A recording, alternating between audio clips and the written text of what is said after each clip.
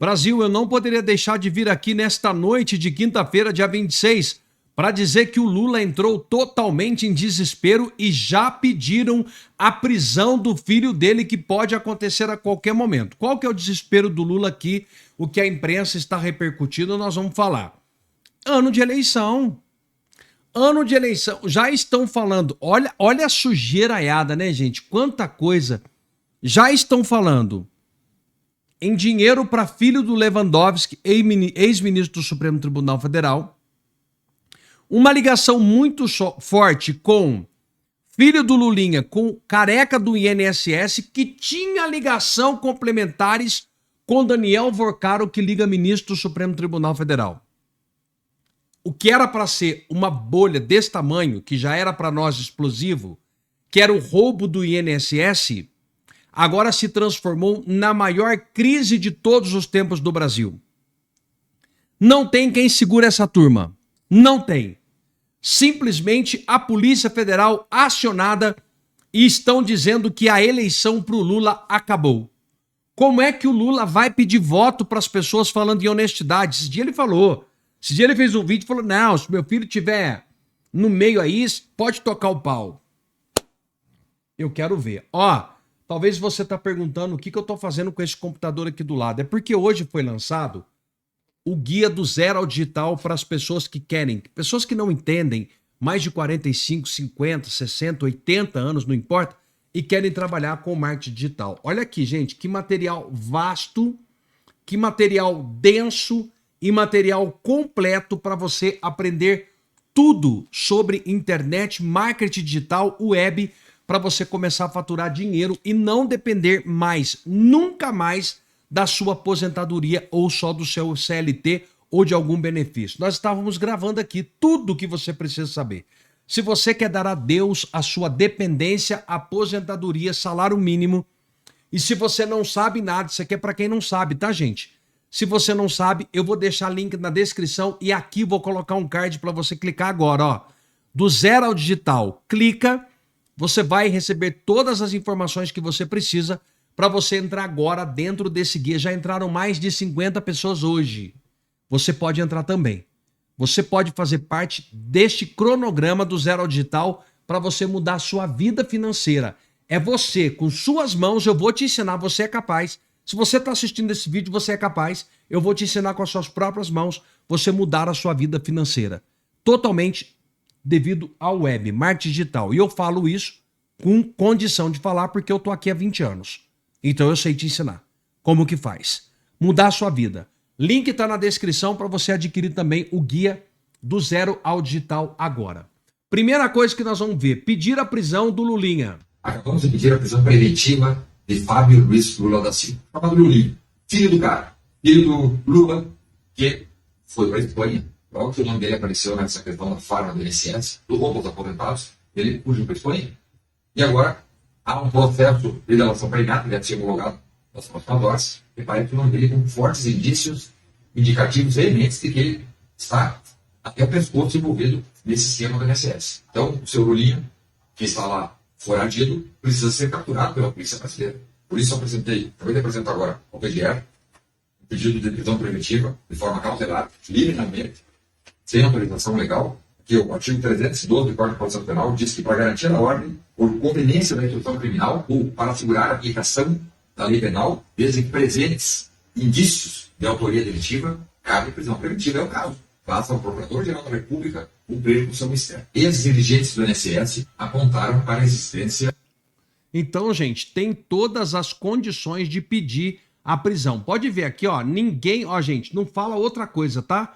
Na prisão. Olha lá, o Van Hatten já tá trazendo, o Marcel Van Hatten já tá trazendo ele como procurado, né? Olha isso daqui, gente. Vou permanecer em silêncio. Olha, eu acho que tem mais coisa que incrimina o Lulinha aí. Isso vai permanecer em silêncio. Diz que isso pode potencialmente incriminar. O senhor tem certeza que vai permanecer em silêncio? Quem está nos acompanhando, eu também acho que então tem mais coisa para ver. No Lulinha, nas relações dele com Careca, com Camisote. Senhor relator, deputado Gaspar, parabéns pelo trabalho. Parabéns aí, pelo ó, acabou a vida do Lula, acabou. É muito mais do que palavras.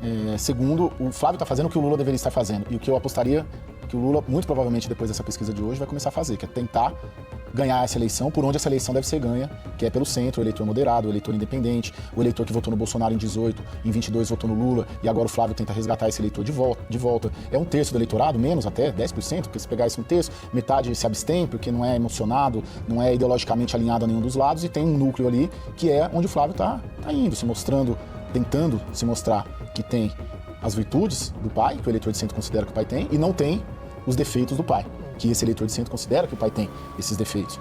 E tá acertando uma campanha estruturada, né? Juntando muita gente, pensando em plano de governo, em choque de gestão, em agenda liberal.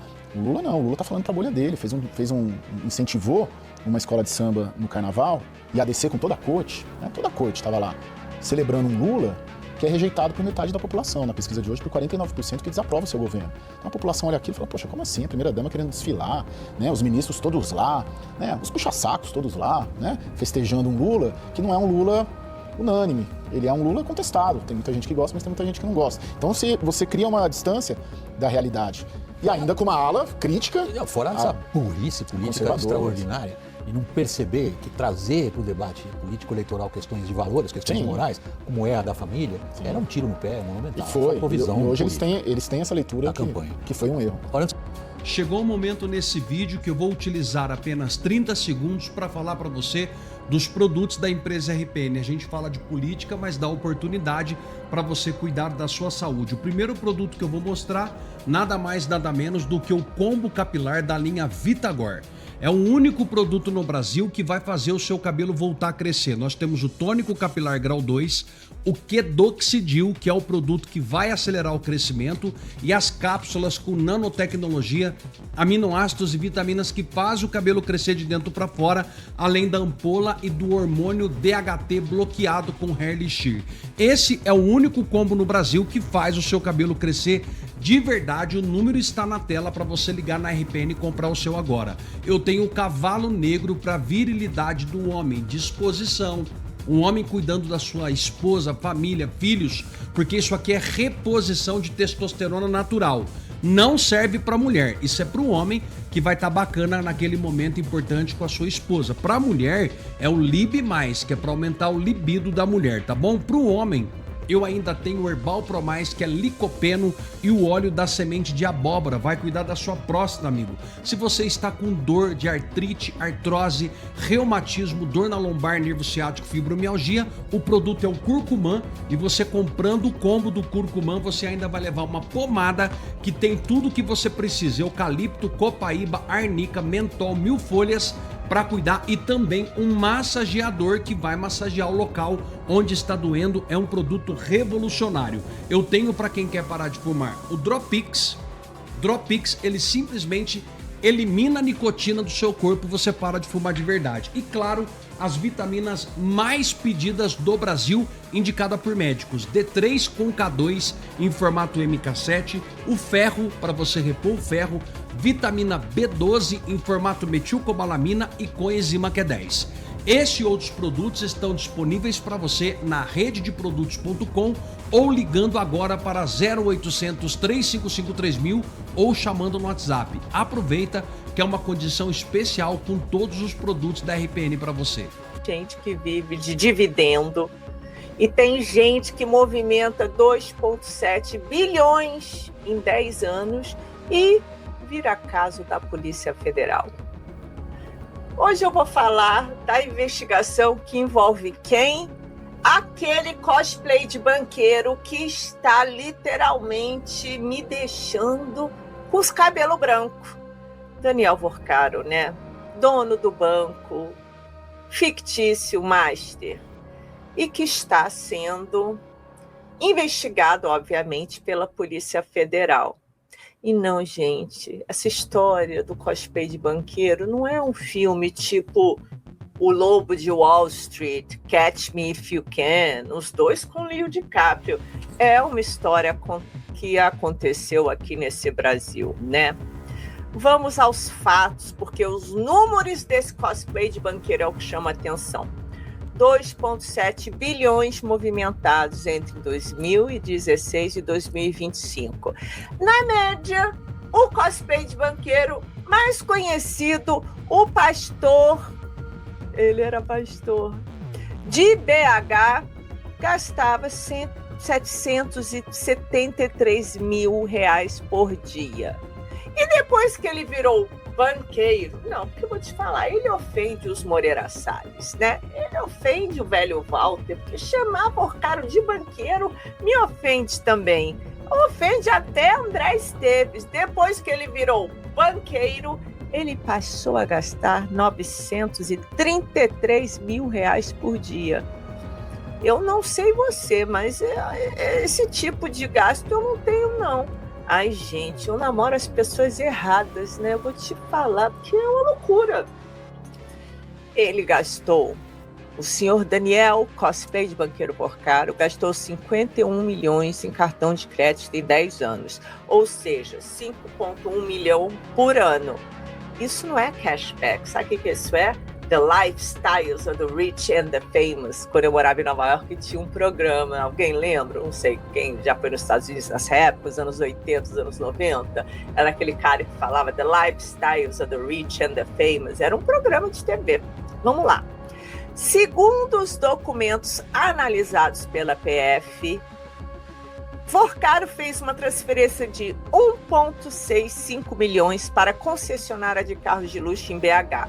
Ele comprou Ferrari, McLaren, Lamborghini. É isso?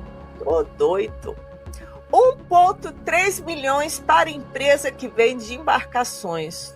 Talvez ele era sócio. 2,2 milhões em grifes como Yves Saint Laurent, Hermès e Hermenegildo Zena. Porcaro. Isso tudo era para ele ficar vestido cafona daquele jeito ou é para ele dar... Essa era a roupa para a tchutchuca dele, né, gente? Olha, gente, eu sou super a favor dos ricos e da liberdade econômica. Mas quando a liberdade econômica vira planilha na PL, aí eu já não... Aí a conversa é outra, né? Vamos lá. O Banco Master foi liquidado em novembro de 2025. A investigação fez parte da chamada Operação Compliance Zero. A PF apontou suspeitas de fraudes financeiras ligadas ao banco. A defesa afirma que todos os bens e as movimentações... olha, eu vou te falar, os advogados do Porcaro são muito cara de pau. Enfim... De um lado, a investigação aponta milhões de cambalachos, do outro, a defesa fala não, nada disso, e no meio, bilhões de reais que tudo indica não pertenciam ao senhor Porcaro. Parte das operações envolvia fundos ligados à gestora REAG, aquela também liquidada que lavava dinheiro do narcotráfico. As verbas, gente, circulariam por uma teia de fundos com ativos inflados, o que teria impulsionado artificialmente o balanço do banco. Ou seja, era cambalacho, não existia esses ativos, né? Traduzindo para o português claro, era um cambalacho financeiro. E, aliás, ontem na CPMI lá do INSS, o cara falou, eles inventavam os ativos, inflavam os ativos. Ou seja, gente, um cambalacho financeiro errado não só acaba com o Banco Master, mas acaba com a confiança no sistema bancário, né? Quando o banco de Daniel Porcaro foi liquidado, foram apreendidos 230 milhões de bens, relógios avaliados a 6 milhões, obras de arte de 12 milhões, uma aeronave de 200 milhões e veículos no total de 9,2 milhões. Oi, gente, que isso do céu. Acho que nem o Puff Daddy, quando foi pego, tinha tudo isso. Não sei o que falar. Ou seja, gente, crime financeiro, é verdade, ele não tem uma cena de violência, mas gera um rombo bilionário, né? E o Brasil é engraçado, porque ele tem um histórico curioso. Para o pequeno empresário, a receita é ninja. Mas para o cosplay de banqueiro, Não, demora. Porque eu vou te falar, Porcaro ficou na irregularidade há alguns anos, né? Ou seja, segundo a defesa de Daniel Porcaro, é tudo declarado. Então, se é tudo declarado, se não houve cambalacho, né? Eu não sei, Porcaro, você ficará livre. Bom, eu acho que você vai ficar livre de qualquer jeito. Você quer saber de uma coisa? A gente está diante de mais um caso, mas não é, eu não digo mais um caso, do pior caso de corrupção sistêmica já no Brasil, né? A gente está diante de um caso complexo, né? E eu acho que, assim como vocês estão pensando, vai acabar em pizza com cobertura de ouro? Eu não sei, gente. Eu não tenho a mínima ideia. Se depender de jornalistas como eu e como várias pessoas que a gente vem todo dia falando nesse assunto para que não caia esquecimento e da comoção pública, não irá acabar. Mas se depender de Brasília, pode ter certeza. Vão livrar Daniel Porcaro, porque assim eles se livram. E vou te falar, essa é uma corrupção que tem para todos os gostos, direita, esquerda e centro. O Lulinha vai ser preso. É isso mesmo que você acabou de ouvir, mas antes de eu explicar pra você, curta e compartilha esse vídeo para chegar ao maior número possível de pessoas. O negócio é o seguinte, gente, o Metrópolis acabou de publicar essa manchete aqui. Ex-dirigentes do INSS fecham delação e entregam Lulinha e políticos. André Fidelis e Virgílio, filho do INSS, delataram Fábio Luiz Lula da Silva, o famoso Lulinha, e políticos do Centrão. Eles estão presos desde novembro. Aqui a foto do Lulinha e da Flávia Arruda. 2 ex-servidores do alto escalão do INSS estão em processo avançado de delação premiada. Isso a gente já sabia porque a imprensa já tinha divulgado que alguns servidores do INSS, que estão presos, investigados, pelo roubo dos aposentados, dos velhinhos e das velhinhas do nosso país. Um roubo, além de tudo, cruel, porque tira o dinheiro tão suado dos aposentados, né, já estavam negociando a sua delação premiada. Então aqui diz que a coluna apurou que o ex-procurador Virgílio Oliveira Filho e o diretor de benefícios da autarquia, o senhor André Fidelis, entregaram o filho mais velho do presidente Lula, Fábio Luiz Lula da Silva, e detalharam o envolvimento de políticos no esquema. Gente, o negócio é o seguinte: o Lulinha será preso este ano. Por que eu falo com tanta certeza assim? Simples.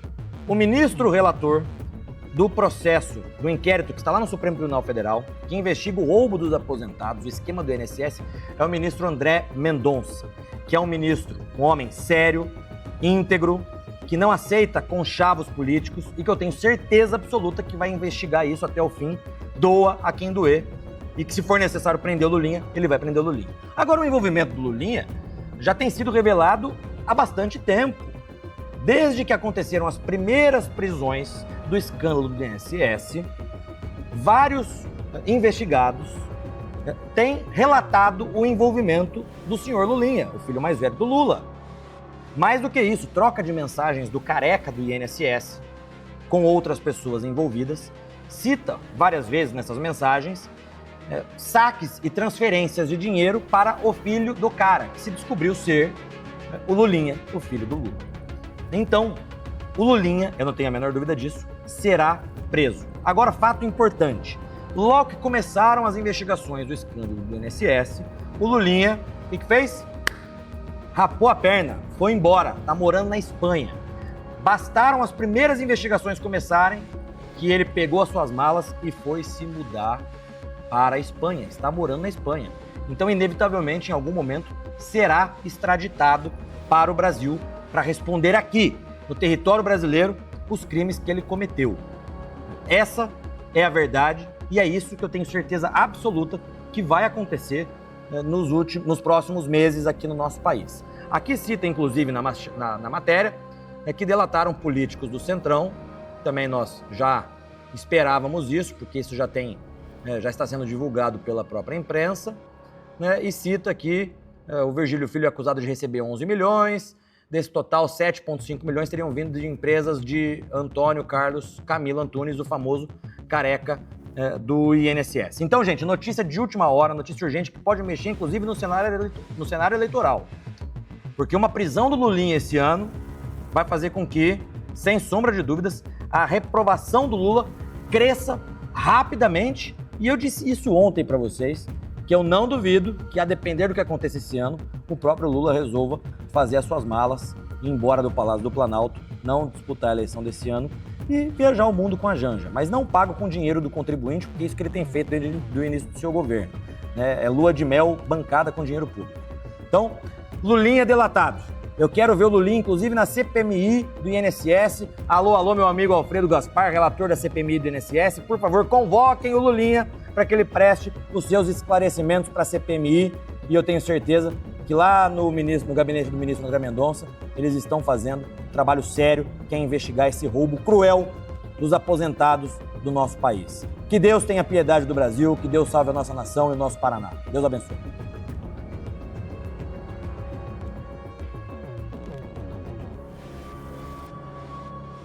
Pastor, fala. Eu lamento estar tendo que esfregar o chão com a tua cara hoje. Lamento. Não queria. Teu filme tá queimado. Nenhum bípede do planeta Terra acredita que eu apoiei o Lula. Esse mesmo que você assume que ajudou a eleger, enquanto eu fazia campanha contra. Esse mesmo que você abençoou.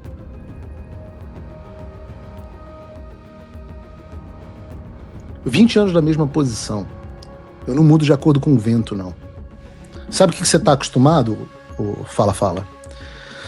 Você está acostumado a xingar. Você está acostumado a falar grosso, falar palavrão.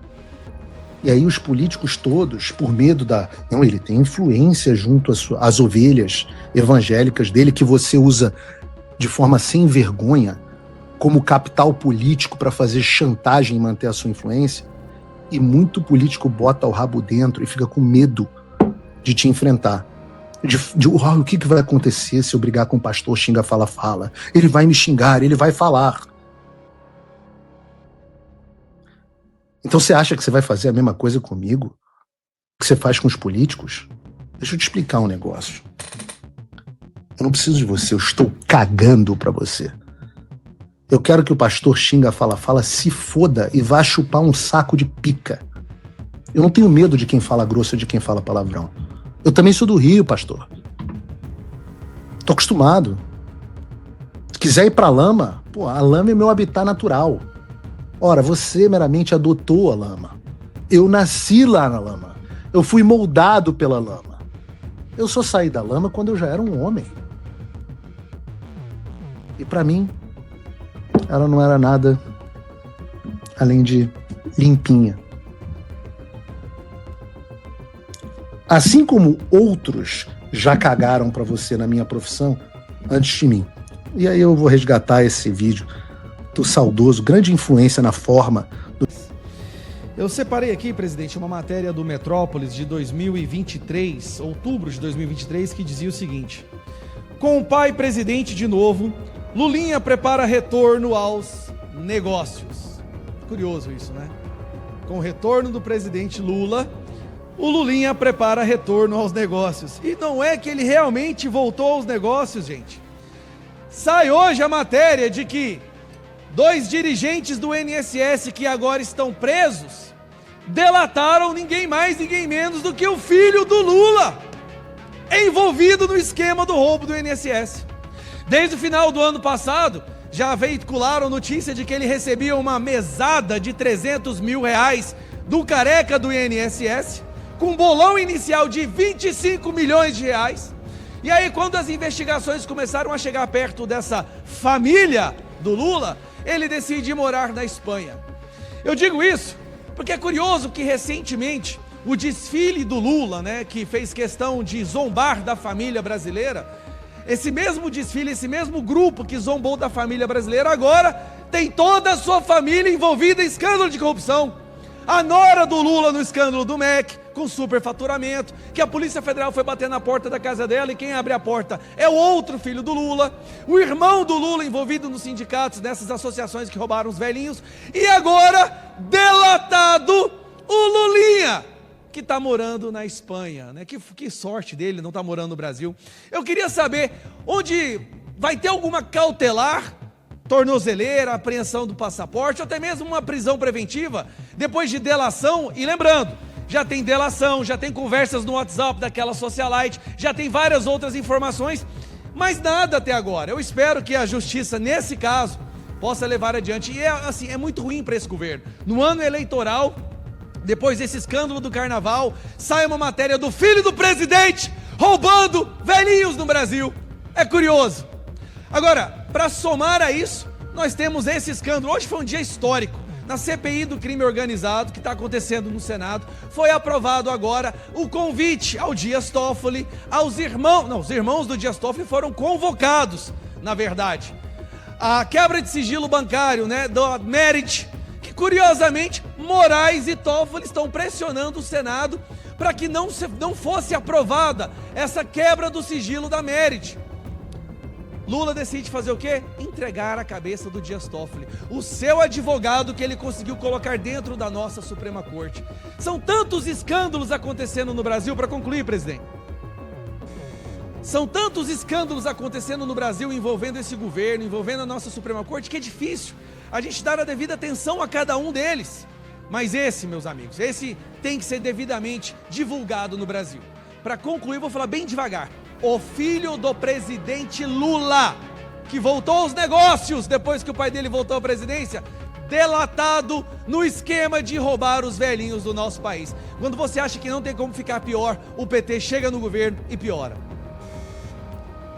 De um voto para o Boulos, campanha antecipada, ao lado do Boulos, com dinheiro de renúncia fiscal da Lei Rouanet num evento da CUT. Exato. E qual foi a penalidade? Uma multa. Então, eu acho que é uma forma de testar, porque se eles quiserem, se os tribunais quiserem, vão deixar qualquer pessoa inelegível. É a forma de manter, como eu disse, reféns. Mas tem uma vírgula nisso. O TSE está se preparando e começa agora a julgar 14 resoluções que deliberarão sobre as eleições desse ano. São aquelas resoluções que interpretam como vai ser dado o julgamento desse emaranhado de artigos que é a lei eleitoral. Que é a mesma lei das eleições anteriores, mas a interpretação vai ser diferente. É nova. A passada de pano para o desfile do Lula pode vir aí. Mas eu acho que não ia ter passada de pano dessa vez, não. Porque o André Mendonça, ele foi muito incisivo e a Carmen Lúcia está com medo do povo. A Carmen Lúcia está com medo do povo. Mudou, o Alexandre de Moraes não é mais o presidente do TSE, aquele psicopata não está mais dando cargo no TSE. Eles estão no momento de acuamento. Então, se tem um momento para mostrar que o Lula cometeu um ilícito eleitoral que é capaz, juridicamente falando, até de negar-se a ele o registro da candidatura... Juridicamente falando, se isso aqui fosse um país sério, é o que seria feito. Exato. Não, e vale lembrar, né? O TSE vai fazer as resoluções até o dia 5/3. Por quê? Porque se tem um artigo da lei eleitoral que é acima de qualquer interpretação, é o artigo 105, que fala que o TSE tem até o dia 5 de março do ano da eleição para fazer resolução. Esse vale. Aí, na eleição de 2022, o TSE regulou o segundo turno do Lula e Bolsonaro com a resolução TSE de 20 de outubro. Como é que pode? Se é o único artigo da lei que é claro o suficiente é esse do 105 que fala até o dia 5 de março, como é que pôde valer a eleição que elegeu, entre aspas, o Lula em 2022, se o segundo turno foi regido por uma resolução de 20 de outubro, ou seja, 7 meses e meio depois do final do prazo da lei? Então a gente não tem no Brasil um governo legítimo para conversar, para começar a conversar. Não tem como ninguém ser processado, muito menos condenado, como é o Jair Bolsonaro, pelo crime de golpe, mesmo que eles estivessem armados até os dentes, tentando derrubar o governo Lula, porque o artigo do Código Penal diz que é tentar depor governo legitimamente eleito. E legítimo vem do latim. O sufixo é a maneira e o prefixo é legem. Legem é o conjunto de leis. A maneira do conjunto de leis. A maneira do conjunto de leis é com resoluções até o dia 5 de março do ano da eleição. Se o Lula foi eleito com resolução de 20 de outubro, nós não temos um governo legitimamente eleito e assim segue o baile desta zona chamada Brasil. Você não precisa ser um gênio para entender isso aí. Basta saber ler. Mas no Brasil a gente está sendo empurrado a isso. E o Rubinho falou uma coisa que é muito séria. Toda essa celeuma, né, essa briga de Michele, Eduardo, Flávio, aí a Michele vem... não, só vou apoiar o Flávio se ele me pedir desculpas. Aí eu falo, vai ter um segundo turno do Flávio e do Lula. Se o Flávio não pedir desculpa para a Michele, ela vai fazer o quê? Não, aí o Eduardo não gosta da Michele, aí todo mundo tá contra o Nicolas... Aí o Valdemar fala que o Nicolas e a Michele vão fazer, sendo que os dois podiam ter falado antes. Aí um fala que o Bolsonaro falou isso, o outro fala que o Bolsonaro falou aquilo. O Bolsonaro, ele foi posto em domiciliar e até hoje pesa sobre ele uma proibição esdrúxula, que é a proibição de falar ao público, inclusive por equipamento de terceiro. Se ele está proibido de falar ao público, inclusive por equipamento de terceiro, por que o Alexandre de Moraes, ele permite que pessoas que visitem o Bolsonaro saiam dizendo coisas que ele dissera? Porque isso também devia ser proibido. Porque isso é uma forma, assim, de você enfraquecer o movimento político da direita. Aí eu te pergunto, e se o Bolsonaro escrever uma carta a próprio punho e entrega pro Flávio? Flávio visitou. Filho, tá aqui uma carta de próprio punho, eu entendo que é isso. O que vão fazer? Vão colocar o cara na solitária? Pois é.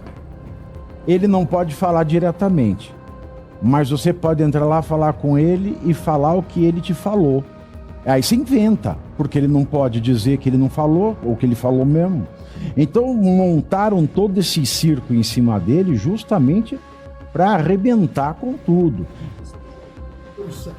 Tantas mil pessoas que estão em prisão de fato, e essas pessoas podem, na sua gigantesca maioria, receber visitas, conversar.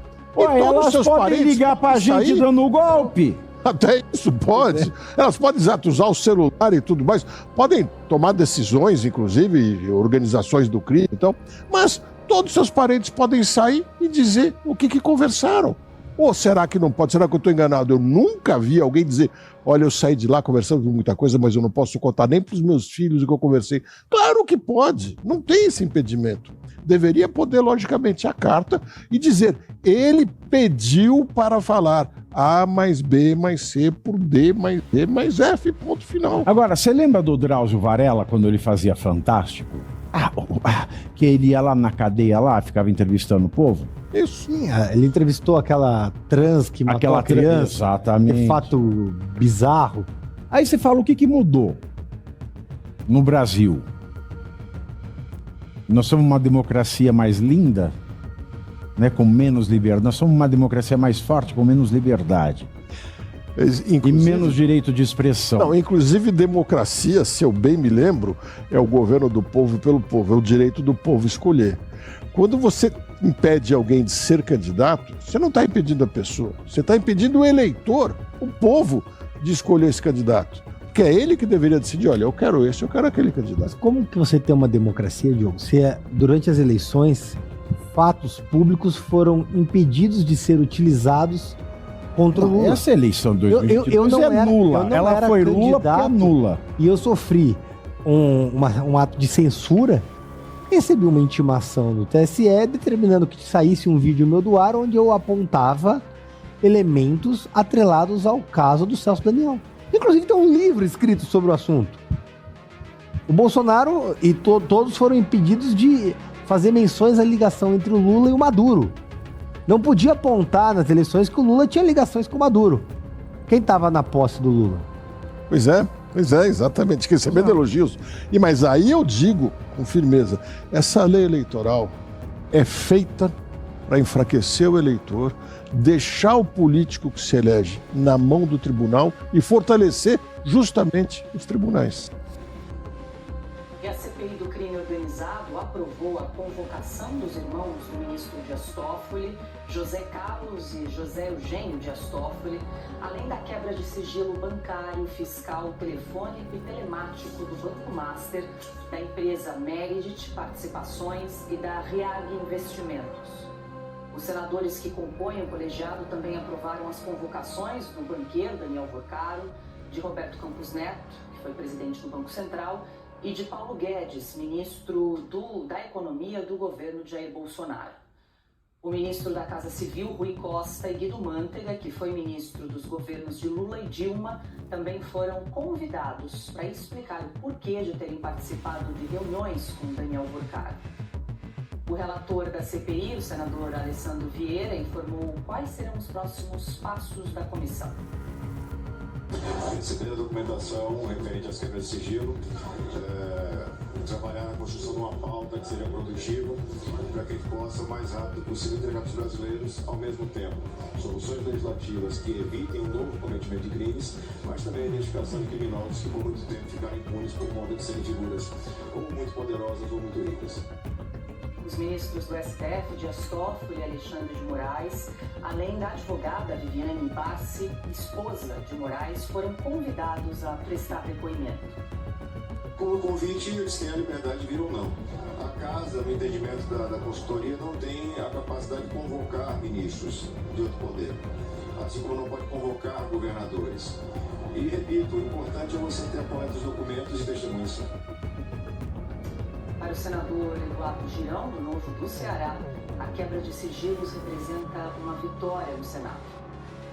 Pela primeira vez na história de 200 anos do Senado Federal, nós conseguimos aí, ao mesmo tempo, quebrar sigilo de dono de banco, de parentes e empresas ligadas a ministro do Supremo Tribunal Federal, né? E a gente conseguiu aí algo inimaginável para poder apurar a investigação do escândalo do Banco Master, já que o presidente da casa, o Davi Alcolumbre, ainda não abriu a CPI exclusiva que merece, própria, da maior fraude do sistema financeiro.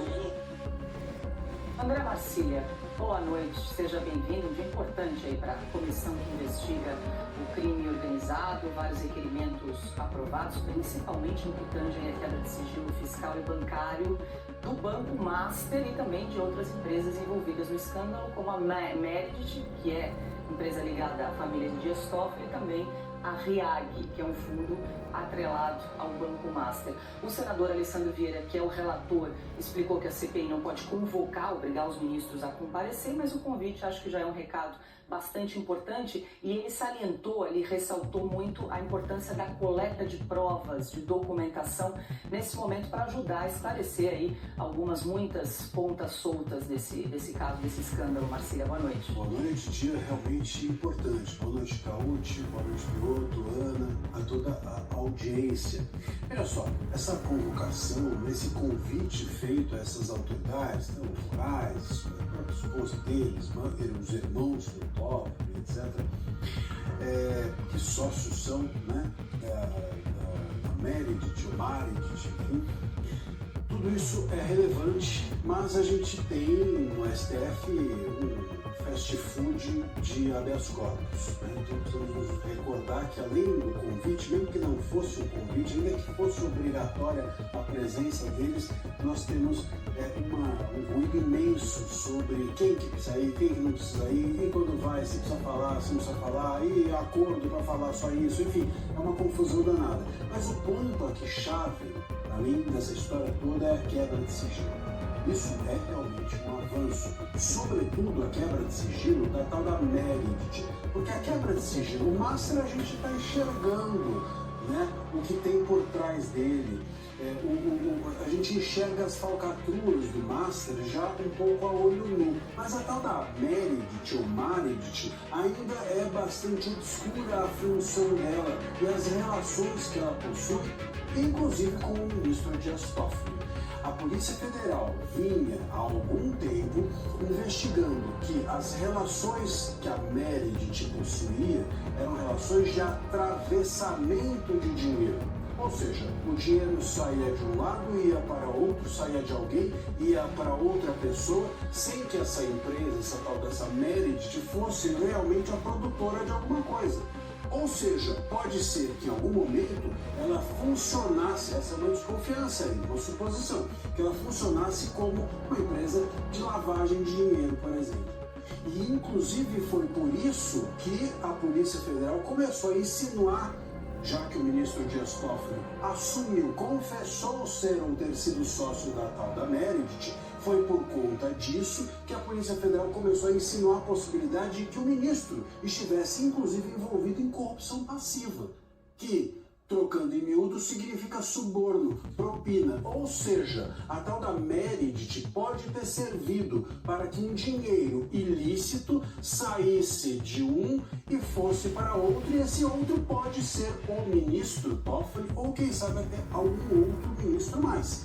Portanto, se nós quebrarmos o sigilo da Meredith, o que importa não é enxergar a Meredith ou o dinheiro, é de onde saiu o dinheiro e para onde foi e qual foi a justificativa. É o tal do follow the money. O follow the money, o siga o dinheiro. Todo e qualquer caso de corrupção sempre acaba identificado a partir do rastro que o dinheiro deixa. A Lava Jato teve o seu ápice, a Lava Jato conseguiu encontrar a sua cereja do bolo da corrupção exatamente nesse momento, no momento em que nós identificamos o rastro do dinheiro.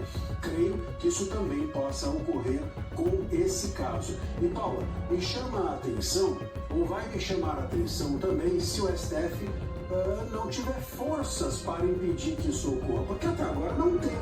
Nós, se olharmos um pouco, e hoje até a coluna, acho que do Lauro Jardim, se não me engano, deu que o gabinete do próprio ministro Moraes estava em polvorosa e o do Toffoli também. Por quê? Porque nós tínhamos até pouco tempo atrás o próprio STF blindando esses ministros ou esse tipo de conduta do Congresso. Até ontem, parlamentar falar de cima da tribuna dava prisão. Agora eles estão podendo quebrar sigilo que pode resultar talvez em prisão de ministro. Então, esse jogo nos leva a crer, e esse é o bastidor que o Lauro Jardim ensinou, pode ser que nós tenhamos ministros de dentro do STF, se não estimulando o Congresso, mas pelo menos permitindo que o Congresso faça o que ele sempre deveria ter feito, que é o seu trabalho. Vamos aguardar, porque se for isso mesmo, em nome ali de tentar queimar os coleguinhas ou de rifar os coleguinhas,